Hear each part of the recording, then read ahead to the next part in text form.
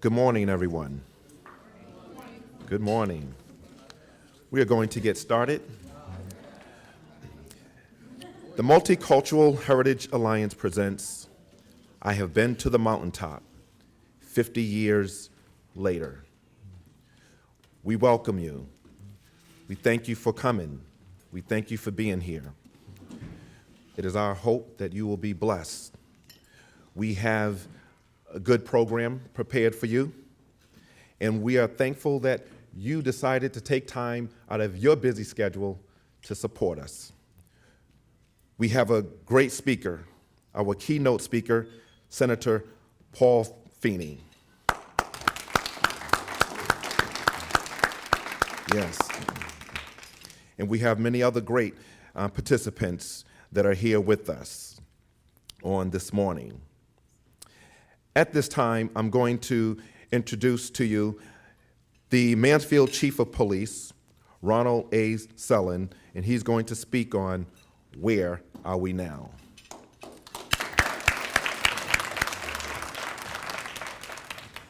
Good morning.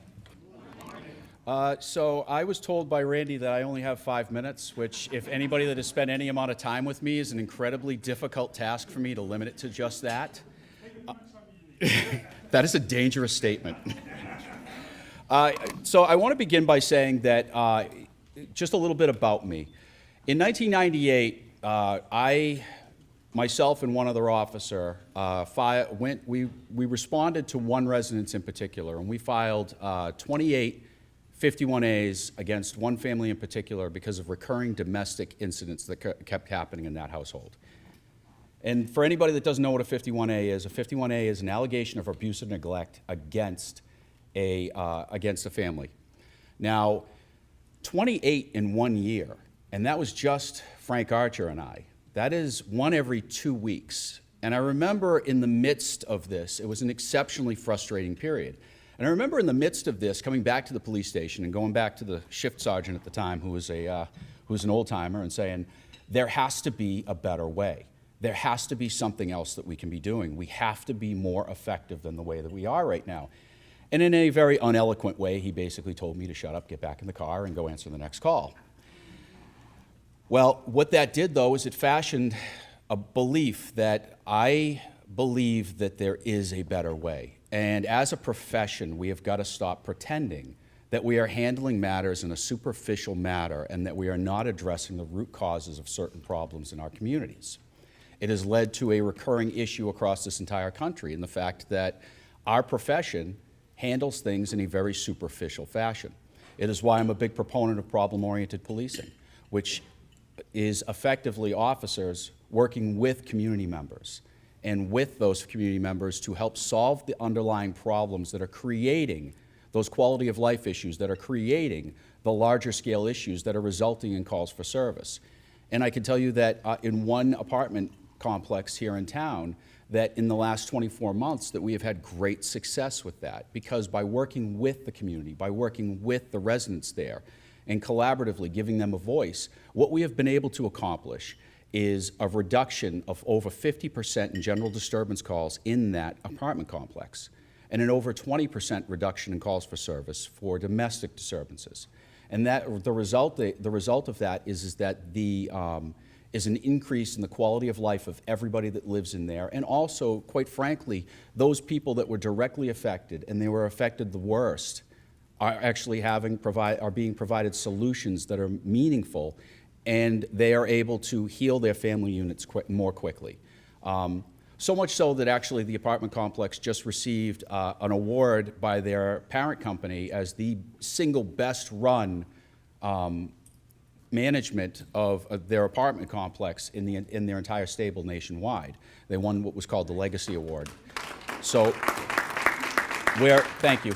So we're exceptionally proud of that because as I'm aching to do at times, I am a big critic of my own profession. We all have to be. You have to be in the process of constantly re-engineering and reinventing yourself. Otherwise, you fall behind the times. That being said, A lot of the ideas and philosophies that I espouse have led me to being appointed to the International Association of Chiefs of Police Leadership Policy Council, and in particular the Human and Civil Rights Committee that is associated with it.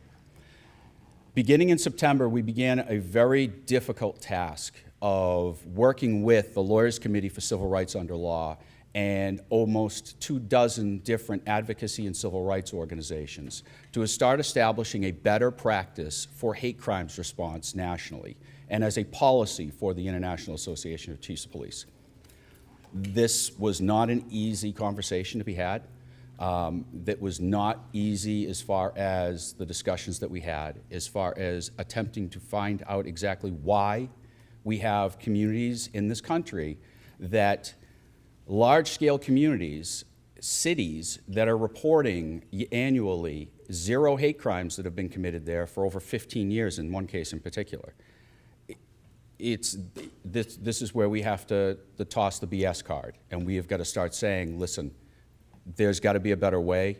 There's got to be a better way of nationally providing some form of a response there.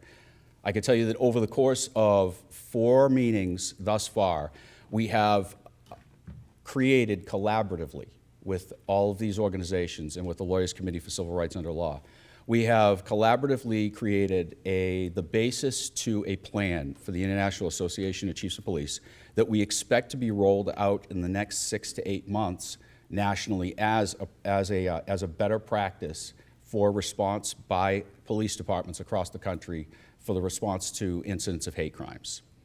I'm exceptionally proud of that progress thus far, but I can promise you that as we sit here today celebrating Martin Luther King and the values that he espoused, I could promise you that we need to continue to carry on his work together.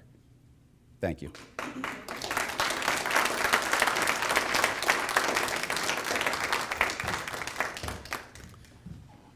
Thank you very much, Chief of Police Ronald Sellon. We appreciate those stories and the progress that you're making, and we continue to support you.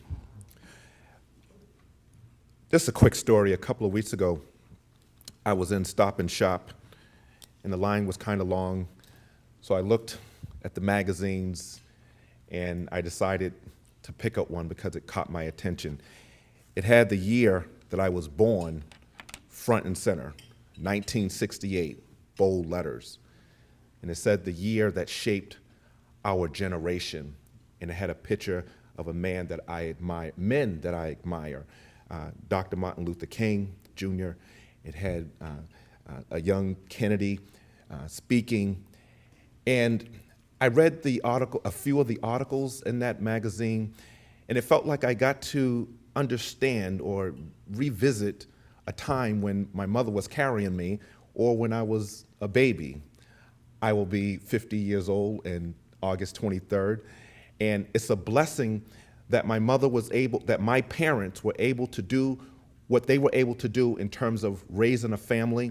I come from a family of 11 children, now 10, one recently passed on. But it wasn't an easy time in 1968.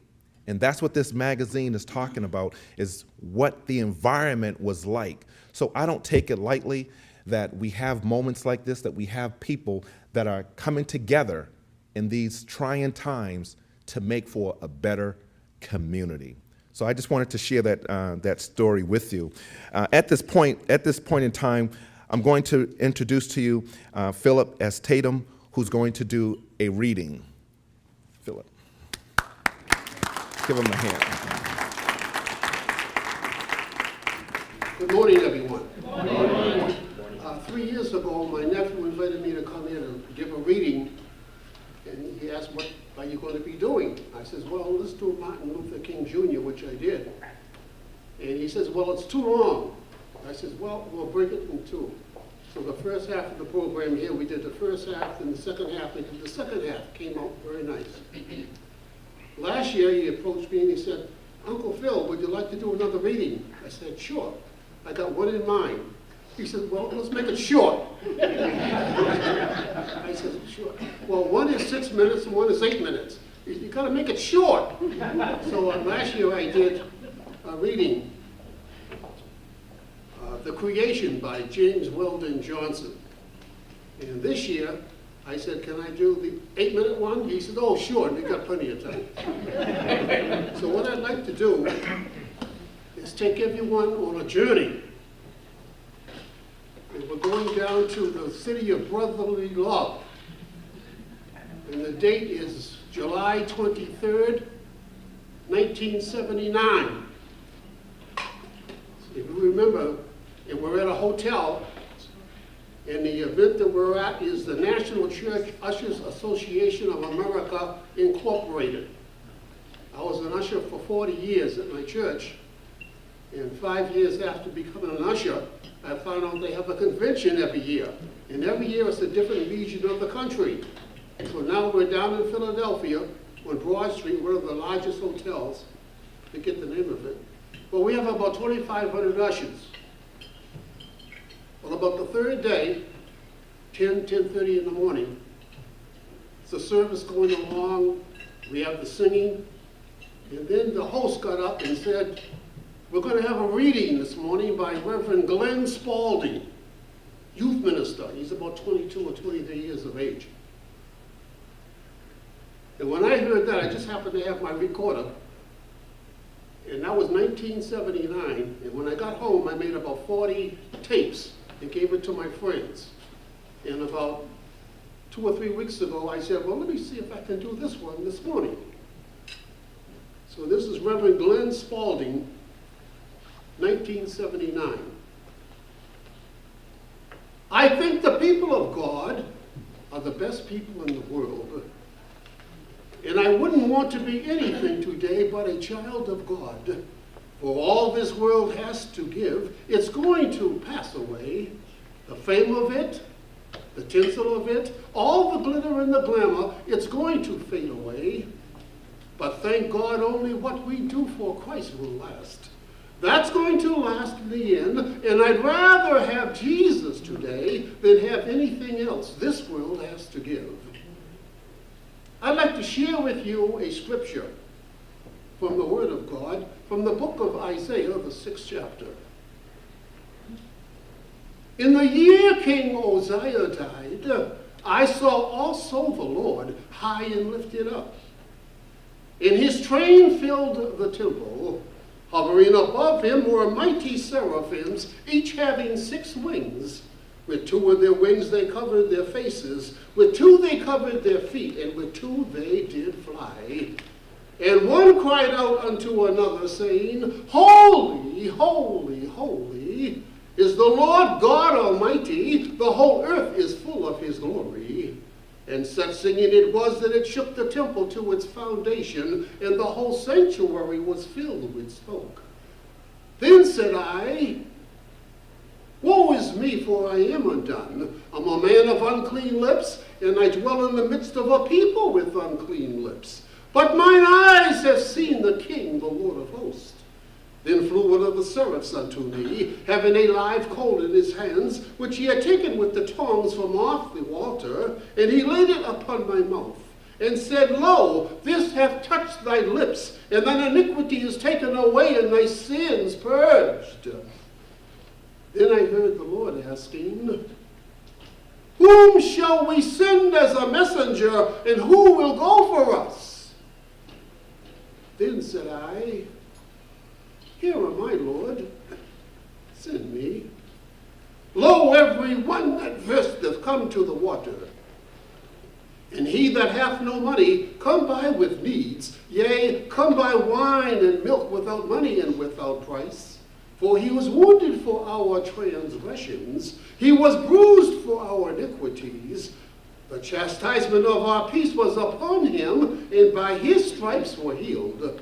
Wherefore God also had highly exalted him, and given him a name which is above every name, that at the name of Jesus every knee shall bow, for things in heaven, and things in earth, and things under the earth, and every tongue shall confess that Jesus Christ is Lord, to the glory of God the Father. Who is this Jesus? In the book of of Genesis, he's the seed of the woman. In Exodus, he's the Passover land. In Leviticus, he's our high priest. In Numbers, he's our pillar of trial by day and our pillar of trial by night. In Deuteronomy, he's the prophet like unto Moses. In Joshua, he's the captain of our salvation. In Judges, he's our judge and lawman. In Ruth, he's our kinsman redeemer. In 1st and 2nd Samuel, he's our trusted prophet. In Kings and Chronicles, he's our reigning king. In Ezra, he's our faithful scribe. In Nehemiah, he's our rebuilder of the broken down walls of our human life. In Esther, he's our Mordecai. In Job, he's our dayspring from on high and our ever-living Redeemer. In Psalms, he's the Lord, our shepherd. In Proverbs and Ecclesiastes, he's our wisdom. In Solomon's song, he's the lover and the bridegroom. In Isaiah, he's the Prince of Peace. In Jeremiah, he's the righteous branch. In Lamentations, he's our weeping prophet. In Ezekiel, he's the wonderful four-faced man. In Daniel, he's the fourth man in the burning fiery furnace. Who is this Jesus? In Hosea, he's the prophet forever married to the backslicker. In Joel, he's our baptizer with the Holy Ghost in fire. In Amos, he's our burden bearer. In Obadiah, he's the mighty to save. In Jonah, he's our great foreign missionary. In Micah, he's our messenger of beautiful feats of carrying the gospel. In Nahum, he's the avenger of God's elect. In Habakkuk, he's God's evangelist, trying to revise thy work in the midst of years. In Haggai, he's the restorer of God's lost heritage. In Zechariah, he's the fountain open in the house of David for sin and uncleanness. In Malachi, he's the son of righteousness. Who is this Jesus? In Matthew, he's the Messiah. In Mark, he's the wonder worker. In Luke, he's the Son of Man. In John, he's the Son of God. In Acts, he's the Holy Spirit. In Corinthians, he's the gifts of the Spirit. In Galatians, he's the Redeemer from the curse of the law. In Ephesians, he's the Christ of unsearchable riches. In Philippians, he's the God who supplies all of our needs according to his riches and glory by Christ Jesus. In Colossians, he's the fullness of the dark hair bodily. In 1st and 2nd Timothy, he's our mediator between God and man. In Titus, he's our faithful pastor. In Philemon, he's a friend that sticketh closer than a brother. Who is this Jesus? In Hebrews, he's the blood of the everlasting covenant. In James, he's our great physician. In 1st and 2nd Jude, he's everlasting love. In Jude, he's the Lord coming with 10,000 other saints. In Revelations, he's the King of kings and the Lord of lords. Who is this Jesus? He mystifies burdens. He's Noah's rainbow. He's Job's patience. He's Isaac's well. Somebody said he's a rock in a weary land. He's a shelter in the time of storm. He's bread on my table. All power is given to me in heaven and in earth. For I am he that liveth and was dead. But behold, I am alive forevermore.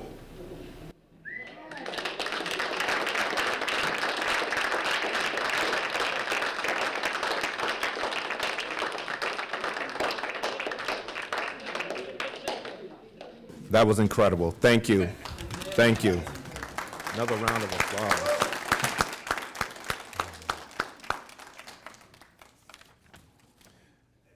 Okay.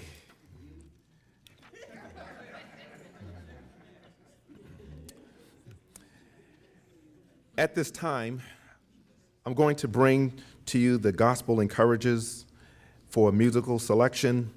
They bless us every year.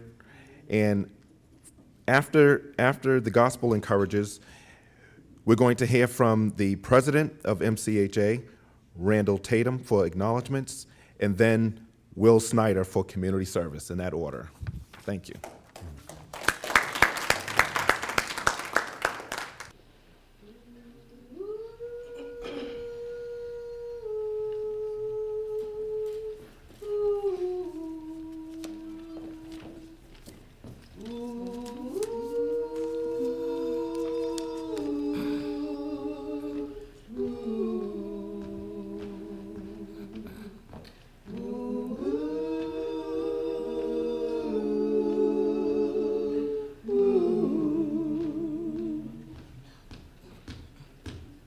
My soul was sinking in a world of sin, but grace and mercy, it took me in.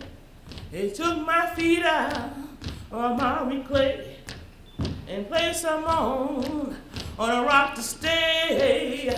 Oh, what a relief it was when God rescued me. You see, He loosed the chains that had me bound, and He set me free, and it felt like cooling water, cooling water, cooling water. It felt like cooling water, cooling water, cooling water, cooling water from Grandma's well. You see, I had some sleepless nights and so much pain. Couldn't see no sunshine, nothing but rain. And God said, weeping may endure for a night, but in the morning it will be alright.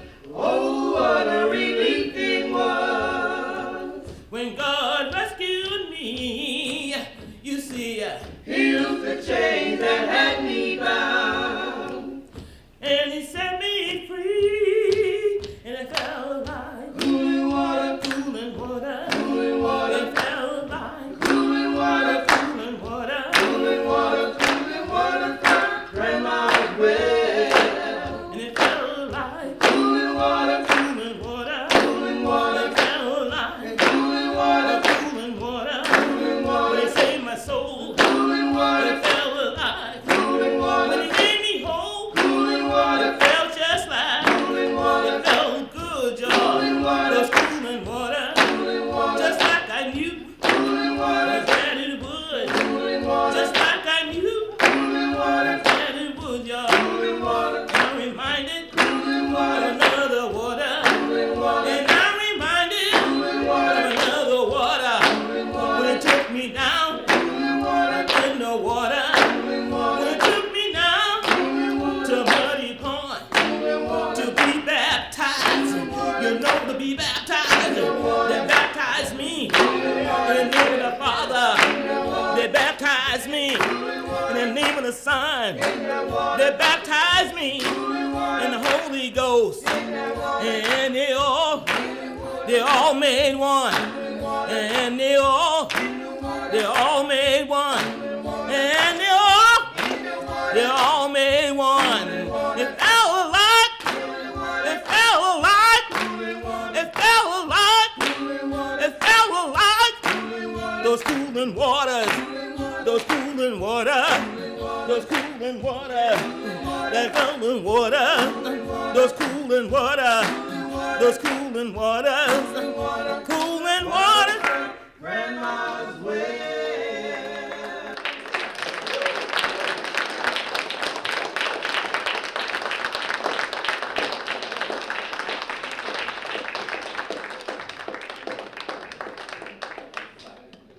Wasn't that good? Yeah. Amen. I tell you, and thank you for all you for coming today to visit us. The Multicultural Heritage Alliance is proud to present the Martin Luther King. I've been to the mountaintop 50 years later as we honor him and what he stood for. He stood for social and economic justice. And that's what I think this is all about. What's happening today in this country is a result of the civil rights movement forward 50 years, when we have the children protesting, and they will not be stopped until their demands are met. The Me Too movement, the Black Lives movement, that's all an outgrowth of the civil rights movement. And I believe that things will change, but it will take a while. And I do believe that they will be successful because they're up against powerful organizations, and they do have a valid, just reason. And anyways, thank you for being here, and I would like to just take a second to recognize the organization who has worked tirelessly to help us put this program together. And first of all, I'd like to thank Marilyn Powers. Yeah.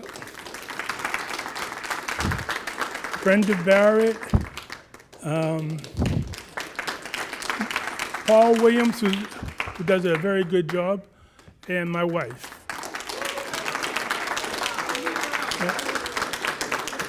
Deborah Tatum. And also I would like to say hi to the selectmen, Neil Ryan,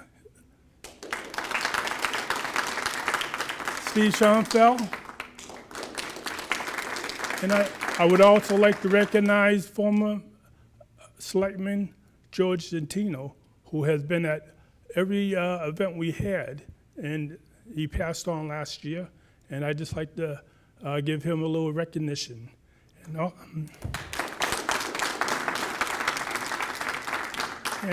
And I'd like to recognize, we have members from the Municipal Housing Authority here. We have Kevin Doyle,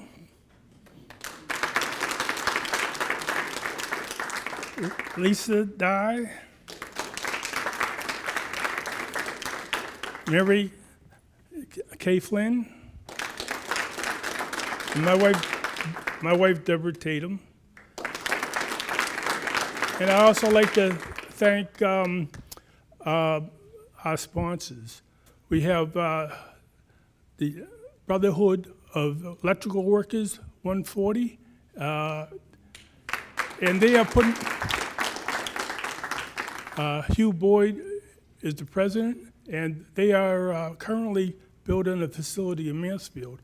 That represents possibilities for our youth, for opportunities. And that's what we talk about, social and economic justice that we badly need in our community for the young people. And I think that's very appropriate. And we have other people that were sponsors, Clemco LLC. They were very good to us. And the National Association of Government Workers. They were very good to us in helping us put together this, with their publications, was a great help. Thank you very, very much, Kevin, and your union. And also the Children's Enrichment Center, they're Brenda Barrett. Their school is on Stearns and 106, and they do an excellent job down there, and they've been growing. So thank you very much, and I appreciate you being here today. And all members of the organization, we definitely appreciate you, and we look forward to working with you the coming year. Thank you.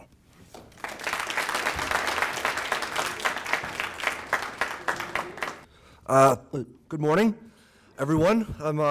My name's Will Snyder. I want to thank you for granting me the opportunity to speak at this brunch. It's truly an honor. I'm here today to talk about my experience in service. Since graduating from college in May 2012, I've served as a City Year Corps member, worked with at-risk youth at DYS in hope of guiding them in the right direction, and taken part in several day service projects. Awesome, thank you. All right, you're welcome. One of the many reasons I consider President Barack Obama to be one of the greatest presidents of all time is that he called on Americans to go out and volunteer to make our country and world a better place. Before both of his inaugurations, he called for a National Day of Service. For this day, people were able to choose from so many different projects, from food pantries, boys and girls clubs, cradles for crayons, to cleaning up trash and recycling off of our streets. In December 2012, I was contacted and asked if I could help recruit people for these service projects. In just a couple of weeks volunteer time, I was able to contact and recruit so many people. I was also tasked with creating an event on my own. Jason Joyce, my boss at Obama for America 2012, and the guy who got me to help with the Day of Service, encouraged me to contact state parks and see if they could use any service. After contacting a couple parks, I got a call back from the head groundskeeper of the Shawnee Crowell State Forest located in Sandwich, Massachusetts. We could really use some help clearing the trails of branches and sticks, he told me. I then set up a Clean Up Shawnee Crowell State Forest event on the Day of Service website. A lot of nearby Sandwich locals signed up, and on January 19th, 2013, I drove down there, met with other volunteers, and participated in the event. In just a couple of hours, we cleared all paths of all sticks and branches, and every volunteer had a great experience. With just a little commitment, I was able to set up an event at Shawnee Crowell State Forest that wouldn't have happened if I hadn't volunteered for the Day of Service. The thousands of volunteers throughout the country, with just a little time commitment, kept food pantries, Boys and Girls Clubs, homeless shelters, neighborhoods, communities, and state and national parks stronger so that every American can enjoy them year-round. After this experience, I decided that I wanted to continue my service. So I applied to City Year Boston. Ever since childhood, I'd always thought about being a teacher or working with kids who really needed help. I saw City Year as an opportunity to work my first school job and at the same time work with students who attend at what is called a turnaround school. It was at the City Year open house where I learned that 50% of dropouts come from just 12% of schools in our country. A disproportionate number of these students are African American, Latinos, Indigenous American, or disabled. I decided that I wanted to work toward changing that statistic. While serving with City Year, I worked in Roslindale at the Irving Middle School. I got to work with a cohort of 27 seventh grade students where I helped them in all 4 core subjects, attendance and behavior. I also got to assist seventh graders outside my cohort in an extra help math class. Along with my City Year teammates, I co-taught enrichment classes at the end of the day, which included soccer, social justice, and ultimate frisbee. As co-attendance chairman of my team, I helped oversee a major increase in school-wide attendance compared to the school year prior. All of my students saw academic gains, and being able to have lunch with my students every day, something that most school staff aren't able to do. I became my students' #1 favorite school staff. And thank you. And during City Year, not only does a core member work with students, but they also have the opportunity for more day service projects. Mine included painting the JFK Elementary School in Jamaica Plain on the first day of service, painting murals on the Irving Middle School blacktop in Roslindale on our last day there, and gardening at a Boston high school. With more day service projects, I and many others continue to transform Boston schools and the Boston community into great places for students and residents. I was proud to be among a group of core members that work to make Boston and our world a stronger, safer, and healthier place. So many people want to work to improve the world, but don't know where to begin or how to do so to their maximum potential. Volunteering or doing a year of service is a great way to do that. Not only will you have a positive impact, but serving will give you career and life skills, new friendships, and career connections. My time in City Year is a reason why I was able to work at Massachusetts Department of Youth Services for 14 months, while I worked with youths who had made bad decisions and worked to get them back on their feet.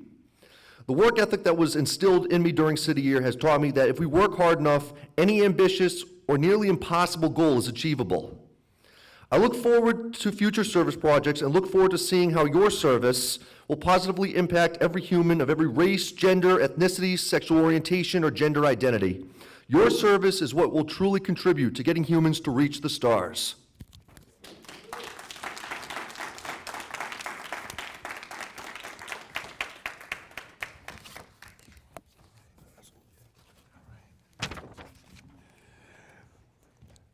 Give Will another round of applause.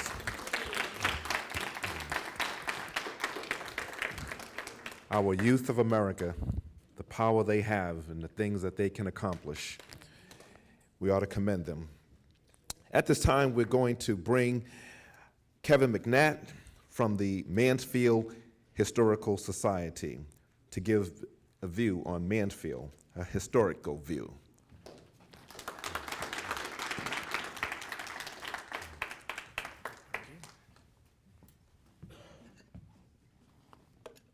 Well, good afternoon. Can you hear me all right?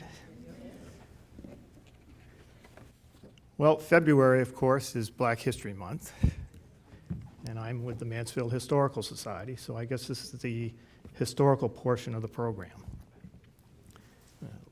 First of all, I got to get my glasses so that I can see what I wrote. Amen. Yeah. All right. On July 28th, 1866, an act of Congress authorized the reorganization of the U.S. Army for post-Civil War service. The Army was also to be expanded, mostly because of the need for troops in the western territories of the country. As part of that reorganization and expansion, 6 regiments were to be composed of colored troops. Although African Americans had fought in military conflicts since colonial days, these troops were the first to serve during peacetime. There were 4 infantry regiments, the 38th, 39th, 40th, and 41st, and 2 cavalry regiments, the 9th and 10th. These regiments would be comprised of former slaves, free men, and black Civil War soldiers under the command of white officers. Today, I'd like to talk about one of those regiments, the 10th Cavalry. The 10th was formed at Fort Leavenworth, Kansas, and its commanding officer was Civil War hero Colonel Benjamin Grierson. Because of the very high standards of recruitment demanded by the colonel, the recruitment and organization of the unit required slightly over 1 year to complete. Grierson knew that this regiment would face many difficulties, not the least of which was the bureaucracy and attitudes of the Army itself. It would be necessary to have the very best men available for the job, and he appears to have been very successful in his endeavors. Life at Fort Leavenworth was not pleasant. The fort's commander, who was opposed to blacks serving in the regular army, made that life as difficult as possible. In fact, later that summer, Colonel Grierson sought and received orders to move the regiment to Fort Riley, Kansas. For the next 8 years, the 10th was stationed at numerous forts throughout Kansas and the Indian Territory, now Oklahoma. Their orders were to protect settlers moving west and fledgling railroad construction, to suppress hostile Indian attacks, and to guard the U.S. mail. After dozens of clashes with Indian warriors, it wasn't long before the native tribes realized that there was a new type of soldier on the frontier.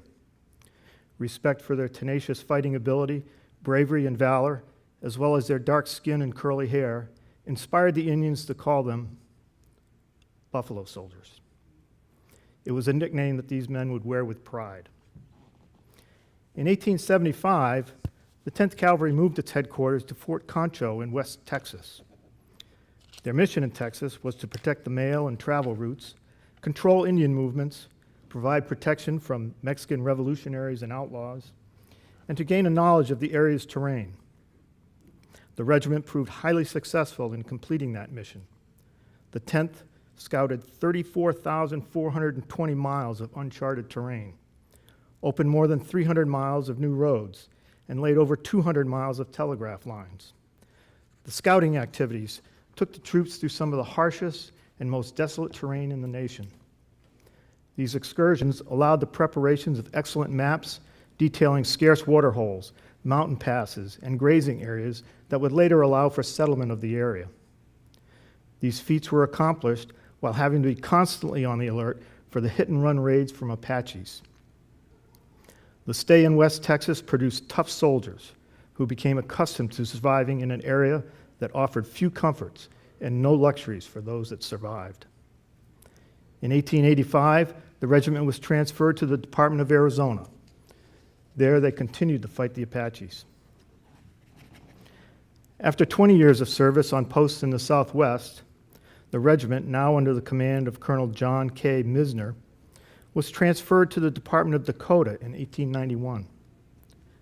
The regiment served at various posts in Montana and the Dakotas until 1898. It was during this time that a young white lieutenant, John J. Pershing, commanded a troop in north-central Montana. He was later known as Black Jack for his time with the unit, and was famous as the commanding general of the American Expeditionary Forces during World War I. In 1898, the battleship Maine blew up in Havana Harbor, Cuba. In the country, war fever was running high, and it wasn't long before war was declared against Spain. The 10th Cavalry was recalled from its outlying posts and assignments in Montana, and within days was moving by rail to the Army Mobilization Center at Tampa, Florida. It was a confusing time, but eventually the attacking forces were loaded onto transport ships and began the voyage to Cuba. However, because of shipping limitations, none of the cavalry units were able to transport their horses. As a result, all of the troopers, including those of the 10th, were forced to fight dismounted as infantry. Now, when people recall the Spanish-American War, the one major event that instantly comes to mind is Teddy Roosevelt and his Rough Riders charging up San Juan Hill to win the day. The newspapers of the time covered this collection of Western cowboys and Eastern blue bloods, officially known as the 1st U.S. Volunteer Cavalry, almost to the exclusion of everyone else. That is not to disparage the bravery and contributions of this rather exceptional unit. However, they didn't do it alone. In fact, the 10th Cavalry was right there with them. Taking the San Juan Heights was a crucial event in the eventual capture of the city of Santiago, and the American Army had maneuvered into position to attack this crucial point. The assault began on July 1, 1898, with the men moving up the first hill, called Kettle Hill, because of 2 large sugarcane vats located at the top. All the units soon lost cohesion and became one large, unorganized force. It was during this attack that the 10th Regimental Color Sergeant, George Berry, saw the color bearer of the 3rd Cavalry go down. Sergeant Berry ran forward and retrieved the 3rd Cavalry Regiment's colors and continued his advance. The first man to reach the summit, he planted the flags and cried, "Rally on the flags, boys." In Army history, he is the only man to carry 2 standards through a battle to victory. The advance continued, finally surmounting the higher and critical San Juan Hill itself. With the high ground overlooking the city of Santiago taken, it was only a matter of time before the Spanish surrendered and the war ended. The 10th Cavalry Regiment had in its ranks 5 Medal of Honor recipients, and 26 members of the unit received certificates of merit. Theodore Roosevelt said of the regiment, "Brave men, worthy of respect. I don't think any Rough Rider will ever forget the tie that binds us to the 10th Cavalry." Following the end of the Spanish-American War, the 10th Cavalry was deployed to the Philippines in what was known as the Philippine Insurrection.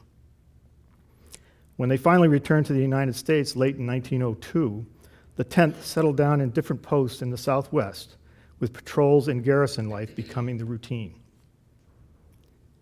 In 1909, for the first time in the regiment's history, it was sent east for garrison duty in the peaceful state of Vermont. They arrived at Fort Ethan Allen near Burlington on July 28, 1909. There they resided with the 3rd U.S. Cavalry, old saddlemates from the Indian Wars, Cuba, and the Philippines. Their time there was considered luxurious, with an indoor riding hall, solid warm barracks, heated barns for their horses, friendly neighbors, and plenty of wholesome food. When one compares this to building their own barracks, rough frontier living, military field rations, and being shot at by enemy forces, this was heaven on earth for the 10th.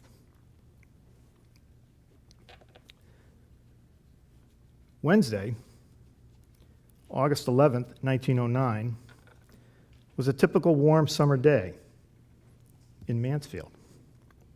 Selectman Daniel C. Richardson, Selectman W.J. Barker, Chief of Police Thomas H. Nelson, chocolate factory owner Walter M. Lowney, and an unnamed Army major all climbed into Mr. Richardson's automobile, probably in front of Mr. Lowney's new hotel, the Tavern.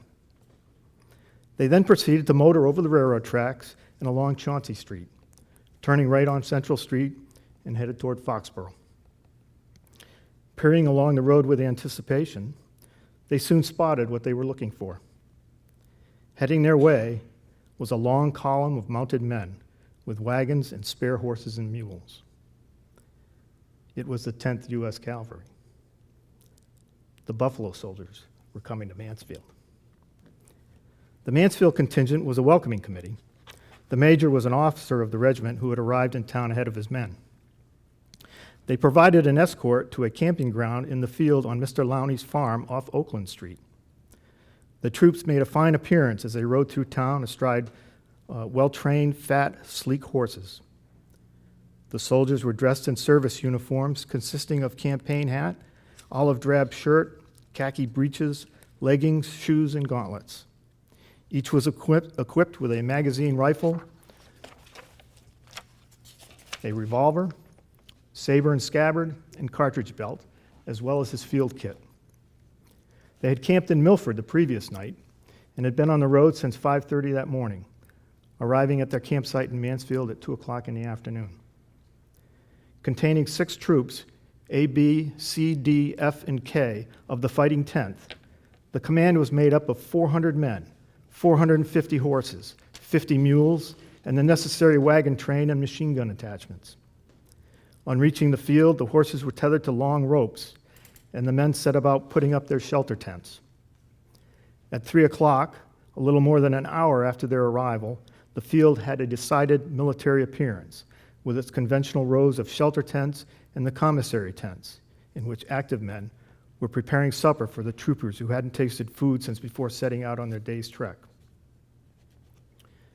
Mr. Lowney had made many arrangements for the convenience of the troops. Large vats had been taken from the Lowney factory and were on the field to be used in watering the horses. A line of fire hose was run on the field from the factory, giving running water. Great praise was given Mr. Lowney by the officers for his generosity in allowing the troops to have the use of a valuable lot during their stay, and for his foresight in having so many conveniences on the field. Later that evening, Mr. Lowney entertained the commissioned officers, 15 in number, at a banquet in the tavern. A large number of townspeople visited the camping place throughout the afternoon and evening, and it was the general opinion that the soldiers were obliging, polite, and gentlemanly. But why was this famous outfit in Mansfield? Well, of course it was the war, or should I say the war games. The U.S. Army's Department of the East was holding field exercises in Massachusetts from August 14th through the 21st. The Buffalo Soldiers were en route from Fort Ethan Allen, Vermont, to New Bedford to participate. It was quite an event, involving thousands of men, ships, and equipment. The Red Army, of which the cavalrymen were a part, invaded southeastern Massachusetts and was attempting to capture the city of Boston. The Army was opposed by the Blue Army, composed wholly of Massachusetts militiamen. The battlefield was spread across Bristol and Plymouth counties, with troop movements and mock skirmishes everywhere. One account told how the villagers of Middleborough were entertained by several lively bouts right in the streets of the village between Red Cavalry Scouts and Bicycle Scouts of the Blues. It was also reported that every feature of the Red Army suggested it was organized for speed and mobility. Freetown, New Bedford, Wareham, and Taunton all figured prominently in the events, with blue troops dynamiting bridges to delay advances of the enemy. When the maneuvers were evaluated at the conclusion of the exercises, the Red Army was declared the winner. The Buffalo Soldiers returned to Mansfield on Sunday, August 22nd, 1909, and camped again on Lowney's farm that night. The troopers were accorded the same privileges from Mr. Lowney at this time as when they were bound for the front 10 days before. They had a long horseback ride back to Fort Ethan Allen. The 10th Cavalry continued to be stationed in Vermont until 1913, when they returned to the Southwest, where Fort Huachacha in Arizona became their new headquarters. They continued to serve the nation on the Mexican border and participated in General John J. Pershing's punitive expedition against Mexican revolutionary Pancho Villa. At the beginning of World War II, the 10th Cavalry was relegated to caretaker duties at Fort Leavenworth, Kansas, before leaving to California in 1942. As part of the 2nd Cavalry Division, it was shipped to North Africa. But on March 9, 1944, the unit was deactivated and its personnel transferred to service units. With the integration of the Army in the early 1950s, these proud and unique segregated units are rightly relegated to history. But as the men of this regiment proved again and again with combat prowess, bravery, and tenacity on the battlefield, and with character, dignity, and spirit during peacetime, we should never forget their contribution to our history. I hope, too, that you will remember those summer days in 1909 when the famous Buffalo Soldiers visited our town. Thank you very much.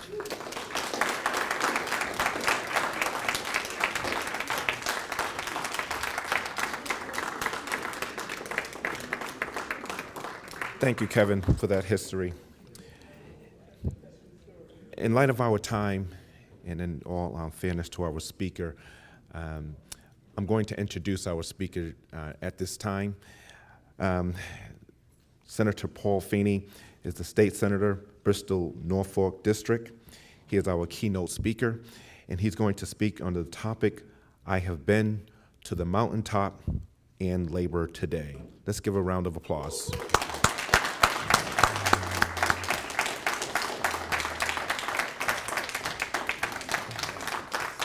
Keep that round of applause going for our MC, huh? What a great job he's doing today. Thank you so much. Good afternoon.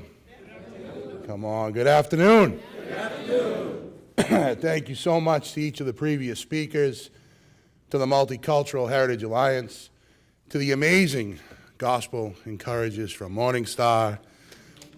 Absolutely.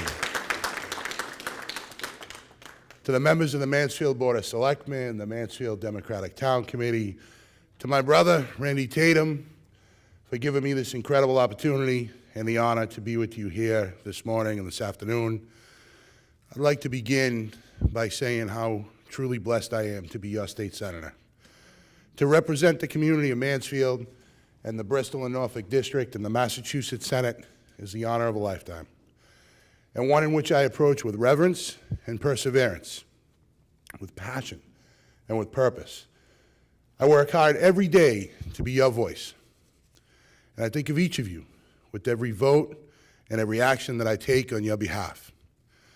Thanks to all of you for being here so that we can join together in a collective moment in our busy lives to pause and to reflect together, to share with each other and inspire one another. That collectivism that we feel in this room today has been forged over generations of struggle and fortified by shared values. That solidarity, however, has been tested over the years and targeted by some that want nothing more than to split us up and to break us down. Dr. Martin Luther King spoke about this divide and conquer tactic of the Pharaoh, but he also spoke about the antidote of the slaves. In fact, history has shown us that the only way we won't fall as individuals is if we stand together in solidarity. That solidarity that we aspire to must not be based on labels or relegated to a slogan. It must be a way of life, a playbook for our actions. It must be our identity. We live now in a time where divisiveness is normalized and where fear is instilled as a political motivator. Dr. King, in his last speech before his death, opined about the need to maintain unity, not just as people of color or as those from a certain place of one specific religion or a particular race, but all of us,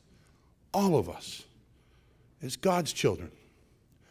Dr. King was in Memphis on that fateful weekend to preach with his words, but more importantly, to show in his actions that injustice in the workplace was just as harmful as discrimination at a water fountain. He stood with striking sanitation workers in his final hours because he knew that true freedom would never exist if economic justice was not delivered. Today, as more and more wage inequality causes despair in our communities, we must once again learn from Dr. King and stick together, stand up for each other, to realize true freedom with economic justice and hope. Like those sanitation workers in Memphis that Dr. King stood in solidarity with, I have had that experience of being on strike. The experience of sacrificing for something greater than myself. The feelings of trepidation and economic insecurity and the fear of the unknown that was only pierced by the faith that we had in each other. That faith in each other is the backbone of the labor movement that I know so well. It's a movement made up of a series of moments, generations in the making. From the slaves that sang together in the fields, to the coal miners that fought for safety underground, to the sanitation workers that marched with Reverend King, to the farm workers led by Cesar Chavez, who taught us that it's never about the lettuce or the grapes, that it was always about the people, the people. That is what the labor movement always was and is today. That is what the civil rights movement always was and is today. That is what tomorrow's struggle must continue to be about. The fight for workers and for civil rights has always been intertwined. Brothers and sisters, at the intersection of racism, inequality, income disparity, poverty, homelessness, workplace bullying, corporate greed, and sexism stands all of us. We may have taken different roads and at different times, but we stand in the same place. The way forward has been laid for us by Dr. King and others. But first, we must see each other. We must hear each other. We must talk to each other.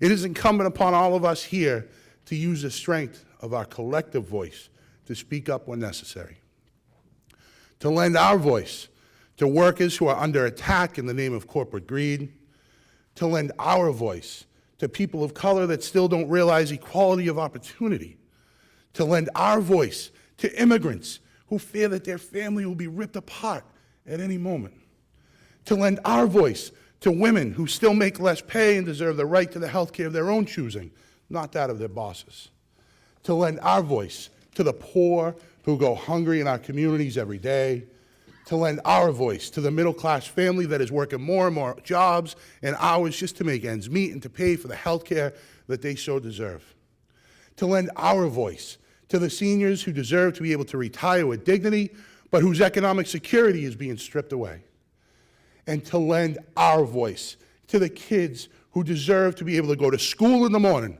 with the promise that they will return home safely in the afternoon. That is the promised land that Dr. King saw in his mind's eye and in the depths of his heart when he proclaimed that he had been to the mountaintop. The valley below that summit was one filled with ideals and values, with promise and with hope. Though 50 years has passed, that vision hasn't changed. To truly live Dr. King's legacy, we must reflect on his poetic oratory, but most importantly, we must use those spoken words as a call to our own action.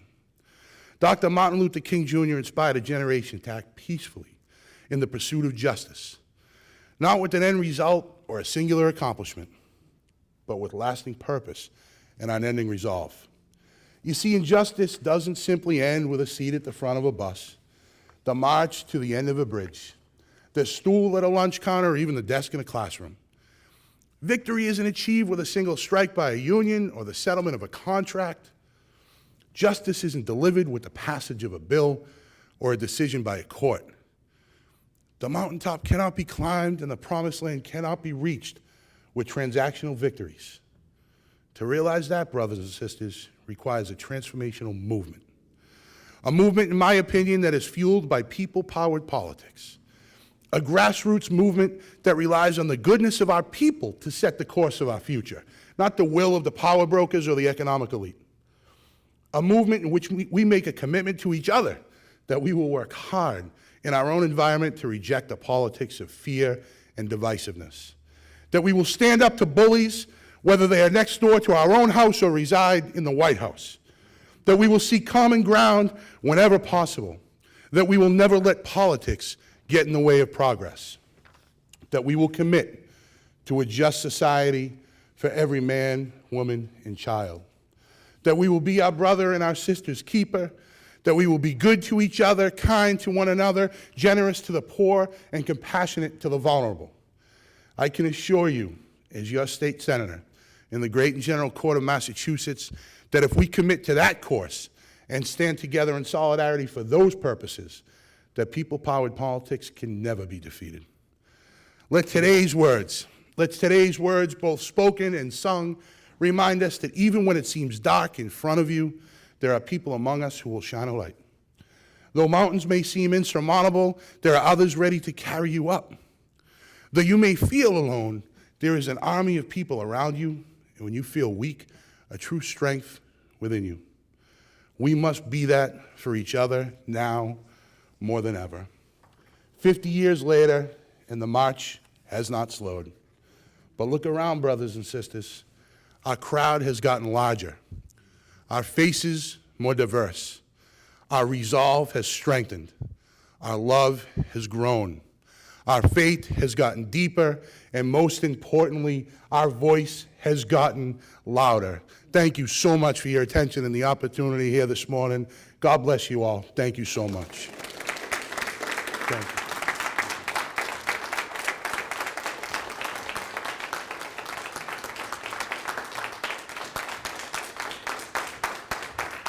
How you feel now? Are you ready? Are you ready? Are you charged? Let's go. All right, all right. Let's go.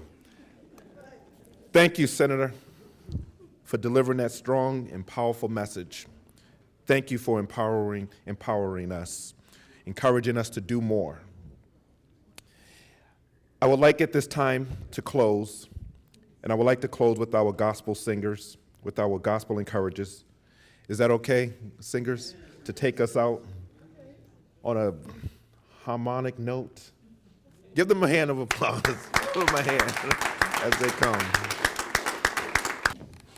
Okay, as you said, we are the gospel encouragers, and I think that in closing, I think this song would be appropriate because we have all been through trials and tribulations in our lives, and this is our closing song. Glory, glory, hallelujah, since I laid my burden down. Glory, glory, hallelujah, since I laid my burden down. Glory, glory, hallelujah, since I laid my burden down.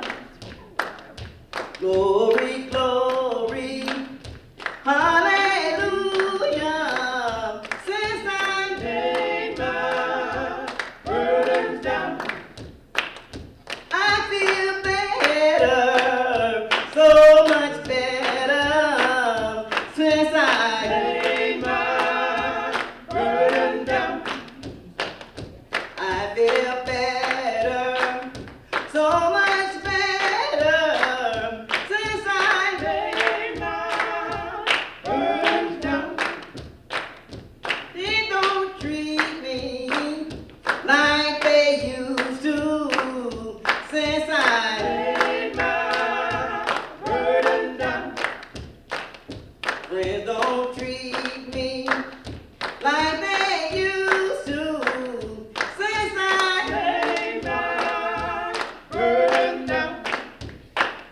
I'm going home to live with Jesus, since I laid my burden down.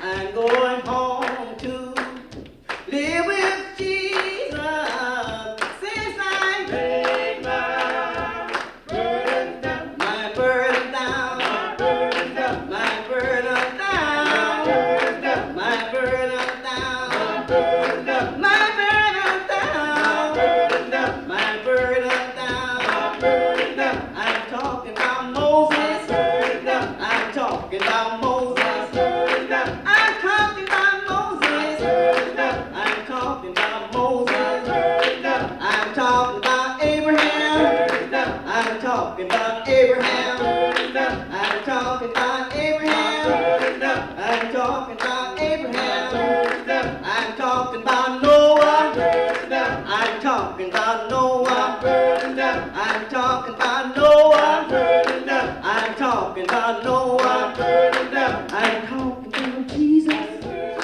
I'm talking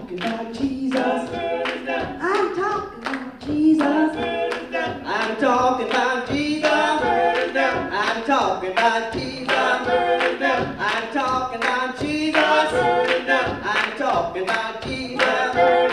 Oh, glory, glory, hallelujah. Since I laid my burden down. Glory, glory, hallelujah. Since I laid my burden down.